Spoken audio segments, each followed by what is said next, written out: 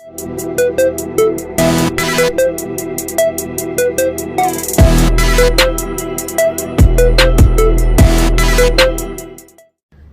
guys, so we are back with part 2 of the August 17th, 2020 Q&A.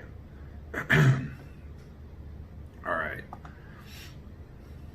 Without further ado, we shall go right into the second half of these questions. All right, how do you like to go about periodizing your training?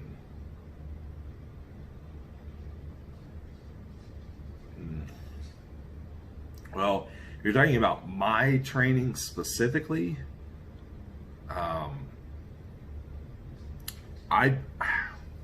mostly periodize by feel. I do periodize. It's not exactly planned, just because I'm not going to overreach at different. At different points, depending on different variables. And what I mean by that is mostly like environmental stressors, right? So my life's pretty much as consistent as you can get. I mean, my days are pretty consistent. My sleep and wake times are consistent. My stress exposure is pretty consistent. But generally, I can't predict when I'm going to need to deload or back off or whatever it might be. It does change. So I periodize essentially by push, deload. I don't ramp up my phases a lot in terms of volume because I'm using a lower volume type of approach. So my overreaching is going to be mainly due to progressively overloading and pushing my nervous system to lift those heavier loads, versus somebody that's accumulating more volume over a phase, or they might, intentionally, yield some kind of overreaching effect. So they build volume throughout a phase, whether it's for one muscle group or for multiple muscle groups. They're building their total volume, so their stress exposure goes up, and they're going to need to periodize by backing off somehow, whether they take days off or they deload or they back down volume or they do whatever. Like, there's a million different ways that you could do it. But for me specifically, in regards to the training that I'm doing right now, it's very, very simple.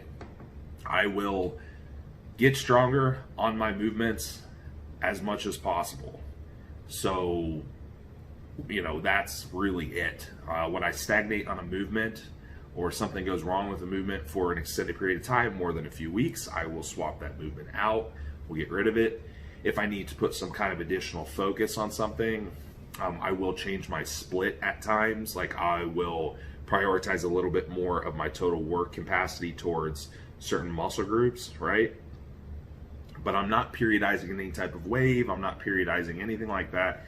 It's mainly just overload till I burn out and deload or take days off, repeat, and then sprinkle in little changes as you go.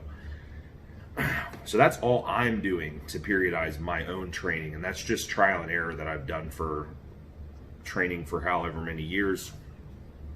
But I periodize everyone a little bit differently, so it's just literally going to depend on the person. So my answer might have literally zero bearing on your situation.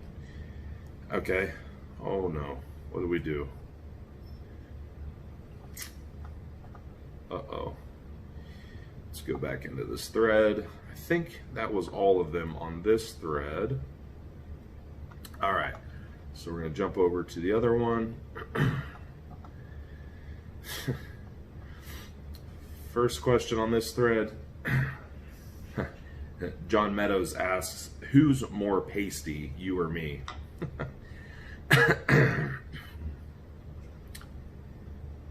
I'm pretty pasty. Right now, actually, I think it's the light gives me kind of like a little bit of a red hue. And my arms actually have like a slight bit of color. I know it doesn't really look like it. But generally, I'm so pasty that you can see the blood flow through my veins. I'm so white and it's that translucent look, right? John's pretty white too. I assume we both get pretty low amount of sun exposure. Lots of supplemental vitamin D for sure. That's funny.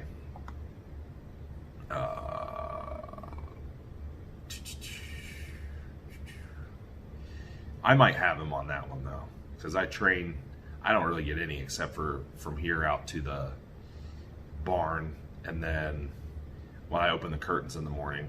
But he actually probably goes outside and plays with the kids a little bit or something, so he might get a little more than me.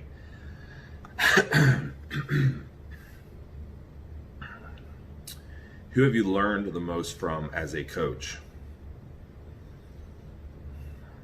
I've had this question so many times in different capacities, like, who have you learned the most from, or what books have you read, or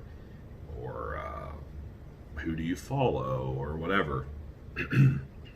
There's not one single person that I've learned the most from, if I'm being completely honest.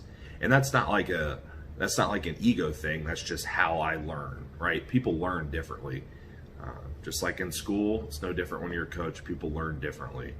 And I think it's good to learn from multiple sources too. I think it's good to learn from not only people, but materials that you might get, which are obviously written by people or videoed by people, and then experience, right? So mine was mostly cherry picking information that I could use towards different situations, and then I would apply it and learn through experience. There wasn't one person that I religiously followed for a long period of time and read everything they wrote or anything like that. Or I haven't even read. I've read some stuff. I've read articles. I've read, bits and pieces of different books, but I've never even. I don't sit down and read books. I don't really like books that much, to be honest. I know it's probably a very bizarre answer, but that's just not how I learn. So if I want to know about something, I'm going to research it, and I'm going to find sources that are reputable, and I'm going to try to replicate that information. I believe that's part of the scientific method, right? Or part of the process, at least, where you want to be able to replicate a result. So I'll try to be able to find information, and then maybe find it again somewhere else, or see how it matches up to what I already know, or see how it matches up to the situation. Does it make sense? Does it work? Use reputable sources. So I do not have a very good answer for that. I don't have a list of books. I don't have people that I follow. I don't really do any of that. So that is a very disappointing answer, I'm sure. Okay. When bulking and carbs and fats are decently high for a meal, do you stick to certain fat sources to avoid insulin sensitivity issues? Not specifically for that situation, but in general, I'm going to stick to a variety of certain types of fats all year. Certain fats do have different characteristics, and there is some research showing certain types of fats may contribute to enhancing insulin sensitivity, right? Monounsaturated fat versus a saturated fat. Versus a polyunsaturated fat. These things have different effects. However, I'm generally looking at a few things. I'm looking at digestibility of the fat. I'm looking at potential shelf stability of the fat, risk for oxidation of the fat, nutrient density if it has other components to it that it might offer. Those are really the things that I'm looking for. Maybe certain fats within its specific fatty acid profile, like you take a fish oil because it has DHEA and EPA, right? So, those are the types of things that I'm looking at within a fat, and I'm going to stick to those things for the most part, regardless of the situation. All right, what is the leanest and most sustainable body fat percentage to carry year round? I have no idea. It's, again, this comes down to a few things. So you could be lean, you could sustain a pretty lean body fat. A lot of people could. Now, is that what they want to do? Maybe not. And their reasons for that is, well, they probably won't make any progress. Maybe not. Health reasons, right? So I guess a better question is, what's the leanest body fat that you can maintain and still make progress? Maintain normal endocrine function, right? Maintain just normal health overall. Like, that would be a better question. And then that's going to depend on the person. Your body fat set point is going to vary, right? Everyone's going to feel different. Like, everyone knows that person that walks around lean all the time and they function fine. Well, that's not going to work for the next guy, maybe, right? Like, I can't walk around I don't even think I would want to walk around at 10% body fat all the time. I probably wouldn't function that well. I'd probably do okay, but I wouldn't be really optimal, right? So just kind of depends on the person, how lean they can stay and still function optimally. That's where you want to be at. Not so much like just how lean can I stay, because I mean, I could stay lean. Well, I could stay much leaner. And I've actually been leaner before in an off season, but I just didn't make as good progress. So that's, depends on context, I suppose. All right. Last one. Excuse me. Is there any benefit to training on an empty stomach? No, I wouldn't say there's any benefit, but there could be some advantages just based on your schedule or how you feel. I wouldn't say there's a benefit across the board for everyone, but some people will feel better training on an empty stomach. Some people will function better with a lighter amount of food or no food in their stomach. Schedule-wise, just had this conversation with a client this morning. They're having to get up at a ridiculous hour and sacrificing more sleep to be able to train in the morning because that's what works for their schedule. Doesn't really make sense. So what are we going to do? We're going to train fasted. Going to have an intro, well, not even that. We're going to have an intro workout shake within the training session that has amino acids and carbohydrates and all this. So it's not really fasted. These things have, talking like a high molecular weight carb or something that moves through quickly, gets into the bloodstream quick. So you're not really fasted, but you're not eating a full meal beforehand. And then post-workout, hit your normal meals, right? So for scheduling, it can work really good for people that train in the morning, because I would almost always prioritize sleep over someone who have to get up an hour or two earlier just to eat a meal and then wait and then train, right?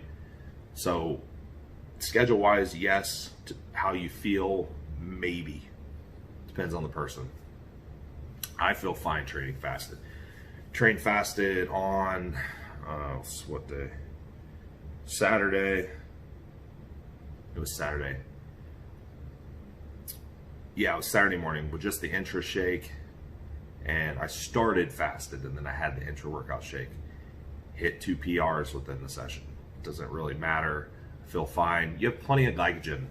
And, plenty of glycogen, plenty of intramuscular triglycerides, plenty already stored in the body, unless you're in an extreme deficit where you're very, very depleted. You should not have any problem deriving energy or pulling in energy substrates from all these storages to train. It shouldn't really be that big of a deal. So, all right.